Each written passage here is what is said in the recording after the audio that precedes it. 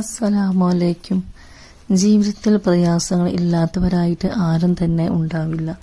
എന്നാൽ ചില സന്ദർഭങ്ങളിൽ നമ്മുടെ മനസ്സിന്റെ നില കൈവിട്ടു പോകുന്ന സമയത്ത് ഭർത്താവായാലും ഭാര്യയായാലും ചിന്തിച്ചു പോകുന്ന ഒരു കാര്യമുണ്ട്. എങ്ങനെങ്കിലും ഒന്ന് ജീവിതം മടുത്തു പോയി മരിച്ചു കിട്ടിയാൽ മതിയായിരുന്നു, അല്ലെങ്കിൽ എന്തെങ്കിലും ഒന്ന് ചെയ്യായിരുന്നു, അല്ലെങ്കിൽ എൻ്റെ കൈ മുറിക്കട്ടെ, അല്ലെങ്കിൽ ഞാൻ ഫാനമ്മ കെട്ടി തൂങ്ങട്ടെ. അങ്ങനെയുള്ള പല ചിന്തകളും കടന്നുകൂടുന്ന സമയമുണ്ട്. ഏത് പ്രതിസന്ധിയിലാണെങ്കിലും നിങ്ങൾ അത്തരം കാര്യങ്ങളിലേക്കൊന്നും ചിന്തിക്കാതെ ഒരേ ഒരു ദിക്ർ ചൊല്ലുക മാത്രം മതി. എത്ര വലിയ പ്രയാസമാണെങ്കിലും അത് നിങ്ങൾക്ക് മാറിക്കിട്ടും ഇൻഷാ അല്ലാഹ്. ആ ഒരു ദിക്റാണ് ഏത്? ഹസ്ബുനല്ലാഹു വ നിഅമൽ വക്കീൽ, നിഅമൽ മൗല വ നിഅമൽ നസീർ.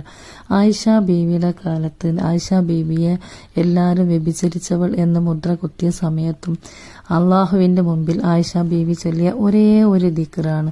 അള്ളാഹു സുബ്ഹാനഹു വ തആല രക്ഷിക്കുമാർ.